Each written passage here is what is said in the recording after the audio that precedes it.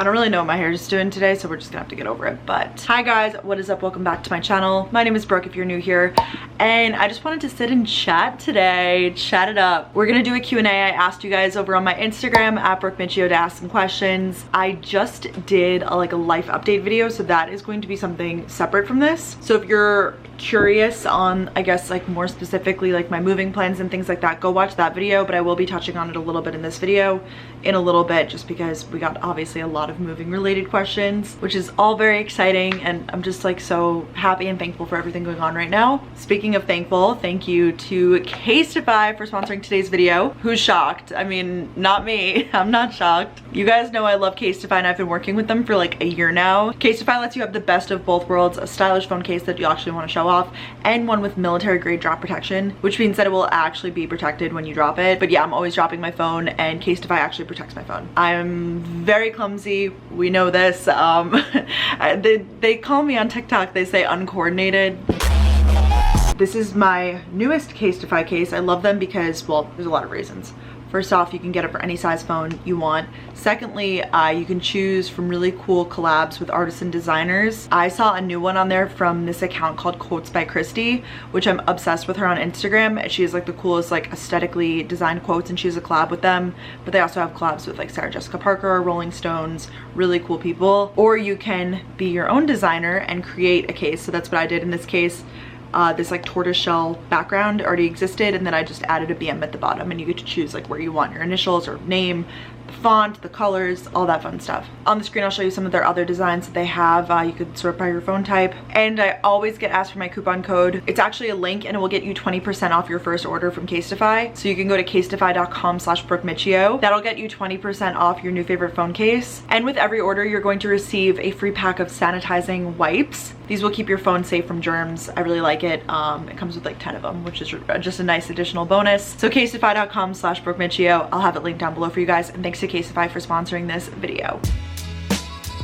All right, now that that's aside, I pulled some of my questions here and I just have them listed, so let's just get into it. We'll start off with the moving questions. So did you find your apartment / how?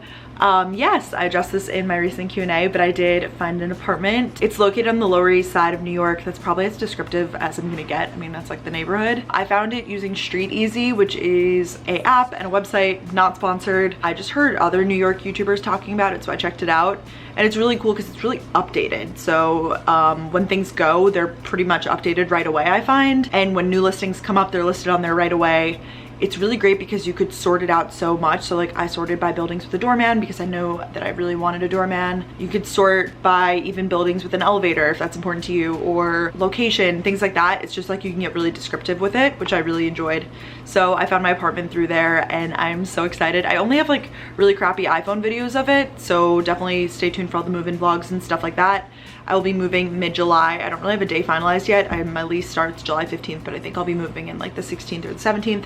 Haven't really quite figured that out yet, but very excited. And yeah, the finding the apartment process was definitely something different than my apartment search in Boston. I feel like the apartment search in other cities is way more chill, but in New York it's pretty aggressive, and you need a lot of documents and things like that, which I talked about in that other video. But super thankful that everything worked out, and really excited for this new chapter.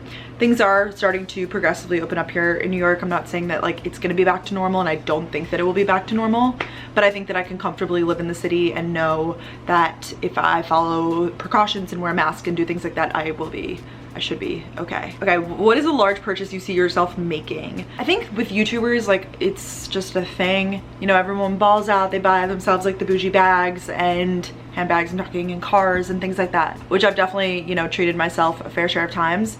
But as I get older, I'm finding that I'm investing more in like other avenues, not like avenues like with my money, but so I guess in long story short for this one, furniture. Like life is just expensive. You realize as you get older and you have to move out and like pay for things. So I'm using predominantly furniture from my Boston apartment. I have a mover moving it, pretty much everything. We're selling a few pieces, and then some things I do have to repurchase just because my New York apartment is significantly smaller than the Boston one. So for example, like my kitchen table isn't gonna fit. so I have to get a smaller kitchen table. My desk isn't gonna fit, so I have to get a smaller desk. But my bed, side tables, coffee table, TV console, all of that stuff will work. Furniture is really expensive, so if you guys are planning on moving out or you have to pay for those sort of things in your life, start saving now, because couches are like thousands of dollars. So yeah, and I know there are ways to, you can shop on like Facebook Marketplace and things like that, which is so cool, and I'm definitely looking into that. But yeah, life is expensive. Would you ever get more piercings slash tattoos? I think it was funny the way that this was phrased, more, because I only have my ears pierced. That's the only thing that I have on my body. I don't have any tattoos right now or other piercings. So I guess I'll answer for the piercings. I really honestly don't see myself ever getting more piercings. I barely even wanted to get my ears pierced. I don't know, like I would have been fine with like even like clip-in earrings. Like I just don't think I need it, and it's not really my style, I guess. Like I've always just been a more simplistic person, I guess. I think it looks really good on some people, but I also don't like my ears, so I don't want to like draw more attention to them. I'm like weird like that, I don't know. And then tattoos, unless something like really significant came up that I would like want to do it for. I told Danielle we should get like matching Gals and Go tattoos or something like very minimal, and I don't think she's really into the idea, but you know what I mean, like that's what I would do it for. But or just something fun, I guess. But no, I have no plans to anytime soon. Okay, tips on loving yourself. I thought this was interesting because I kind of opened up more about this in like body positivity on Instagram and on here recently, which I didn't realize that was such a topic that you guys were interested in, which I'm so happy that that's like something you guys are receptive to, because it's something that I'm really passionate about. I've just learned the strength of the unfollow and the mute features on Instagram. You know, if I'm seeing these people who are literally Instagram models, Instagram baddies, like there's a difference between, yeah, they look great and like you're comparing yourself. And I think, I mean, you could obviously just keep scrolling too, but if it's something that's like a toxic mindset that you can't really break, I don't think there's anything wrong with those features and like utilizing it. They don't bring you joy. Why are you gonna like, you know, every time I used to be like this, every time I would open Instagram, it would just be like this crippling feeling of like, oh, I don't want to be on here, because I just knew that I would leave on in a bad mood. But then I started following more accounts that bring me joy, that educate me, that I don't follow all of the stereotypical bloggers and things like that, because I just know how it makes me feel, and it makes me feel like I compare myself, like I'm not doing enough, I don't look a certain way, I'm not skinny enough. So I just learned that about myself. I'm also just trying to get better about like embracing the fact that like we're all different, and that's so freaking cool. Like my body type will never be the same as anybody watching this. I mean, like I guess we get similar body types, but my body will never be the exact same as anybody watching this, and that is so cool that we're all made different. A YouTuber who I absolutely love, she's wise beyond her years, she's actually younger than me, Ava Jules, just did a great video about this. So definitely recommend checking out her channel if you want more like body positivity stuff. She is so awesome. How are Maddie and Mariah, and like, are you still friends with your college friends, I guess? Yes, I am still friends with my college friends. Pretty much all of them live in Atlanta or Charlotte. I do have one friend in New Jersey who I'm excited to see more when I move to New York. But yeah, it's just been interesting with them not being close. We FaceTime all the time. We're always Snapchatting. I really want to delete Snapchat, but I feel like I would never talk. Like I consistently talk with my college friends through Snapchat, so like I need to keep it for that reason. Yeah, everybody's great. They are both working, and it's so funny because I feel like I get new subscribers all the time who might not even know them. They're my best friends from college, Maddie and Mariah. We were like a group of three. We three lived together, and then we moved into a house with more girls our senior year. And yeah, they're doing great. I'm really happy. I'm like proud of them, and they're doing great things. What did quarantine teach you? I think it really just shifted my priorities. I think it shifted everyone's priorities, but it just makes you realize what's truly important. Like, you know, when I was first considering just quarantining alone, it made me like really value my family and relationships and things like that. Like I was like, wow, I feel like it made everybody take a step back in terms of work, in terms of whatever. I've seen a lot of couples even breaking up in quarantine because they realize, you know, what's truly important, I guess, and like your eyes are just open to all these new things. And I think it's just unprecedented time, so a lot of just like weird shit is genuinely going on. I've already kind of like come to this realization, but it's affirmed the idea that there's just more to life than the grind, keep working until you die mentality. It's really just made me appreciate, you know, my family and the times that I do get to FaceTime my friends and things like that. How to deal with rejection, work, relationships, etc. Yeah, rejection sucks, let's face it. I've faced my fair share of rejection in a lot of different ways along the years, and I've learned that the healthy way of getting over it is allowing yourself to sort of grieve. I've never gone through like a serious breakup, but like obviously I mean, you guys know I've faced rejection many times in that department. I think you need to give yourself a short amount of time, you know, don't let it go on. I mean, obviously everybody's situation is different, depends like how big of a rejection you're facing, but usually I give myself a few days to kind of feel my feelings, be sad, and then I make a plan for myself. What am I going to do to fill those gaps of time, or what am I going to do to feel better about myself? What am I going to do to invest in myself from that experience, like from that loss? But I think it's totally natural to feel those feelings of sadness, and I think it's weird if you don't, you know what I mean? Like, I think it's healthy to process in that way. So I don't want to be like, you know, get over it, like give yourself grace. How do you structure your days? I get a lot of questions about this, like time management now that I work for myself and things like that. And you guys, I've read all of the self-help books, I've listened to the podcasts on how to plan my day, and I can be honest with you and say that none of my days are ever the same. I'll have some days where my productivity level is like soaring through the roof and some where it's not. But one thing that I always consistently do is make a to-do list for my day with things that I want to do. Do I always get those things done? No, but it's just like a guideline for my day. So let's say today I wanted to work on some video stuff like editing, uploading videos. So I like put that all on there, film this video, work out, read my book, and then work a little bit on like some podcast stuff, like specific stuff. So I write that all in a to-do list. That's my guideline for the day. I honestly just wake up, see what I'm in the mood for, and just start tackling the to-do list. And sometimes I start at the bottom, sometimes I start at the top, sometimes I work out first thing in the morning, and sometimes I work out right before I go to bed.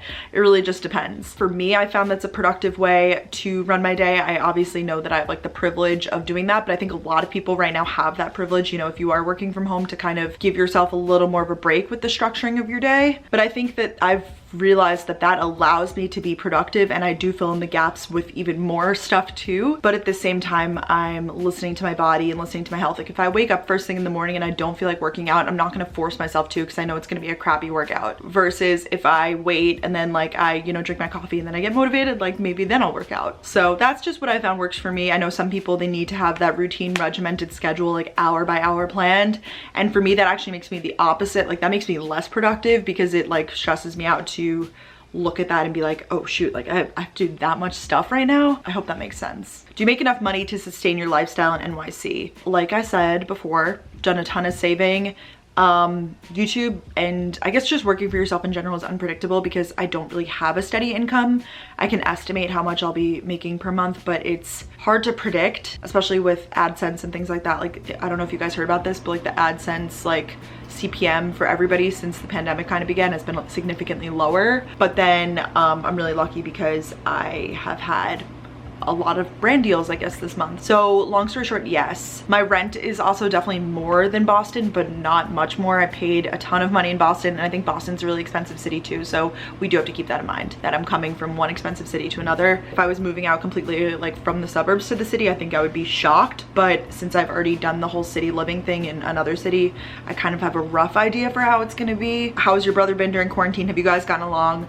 I think my brother and I probably fight the most out of everybody in the house, but we always kind of, I mean, but it's like healthy fighting. It's not like actually like crazy, like we'll fight and then I'll like go in there and like have a conversation 5 minutes later. It's like one of those relationships. We are 5 years apart, so I just want to say that. Previous to me coming back here for quarantine in March, before that, you know, I was like, okay, I'm moving out, like that's it. You know, I was actually really sad when I first moved out. I remember last summer, because I was like, I'm not gonna be able to get to see my brother grow up and go off to college and all that stuff, because I thought that I'd be out of the house. But now that I'm here and have been here, it's been really special, because it's allowed us to kind of like reconnect in a way. Like, I know this sounds so cheesy, but since we're older now and we just do get along better than when we were younger, it's been really special and nice to be here more with him and like experience more life with him, I guess, as adults, because he's 18, I'm 23, so it's been really cool. So yeah, highs and lows. I think it's normal, like, can we normalize like family relationships not being perfect, you know? I think everybody puts on this glamorous picture of like, oh, I'm literally like best friends with my siblings. It's like, I know that you fight every day, like, you know? Not that you can't have both, because obviously you can be best friends with them and still fight every day, but whatever. And I know my mom really feels that way. Whenever people ask my mom, like what's the, you know, the best thing that's come out of quarantine, she like is like, I'm just so thankful to have my daughter home. And I feel the same way. Like, it really has allowed me, like, you know, I moved out and I was like, all right, peace out. And then now it's like, JK, haha. So I've like gotten a lot closer with my family again. What is your middle name? Yeah, the initial is T. I used to have a phone case from Case to Pie that was here, I can show you. I had on this case from Casetify for the longest time, which I really like. It's like leather. BTM, my middle name is Taylor. Yeah, I actually don't really know how Taylor got picked. I think my parents just really liked that name. And then the B came from my mom's dad's name was Benjamin. It's like a Jewish tradition actually to name then your first child with the same letter. And he passed away before I got to meet him. So that's like a Jewish tradition actually. I don't know, let me know if you guys have ever heard of that being a thing, but I have heard that that's what it is. So how did Cookie get her name, my dog's name? I'll end on this one. My mom named her, I don't know, we just have always named our dogs. So my first dog, she was a black lab and we named her Java.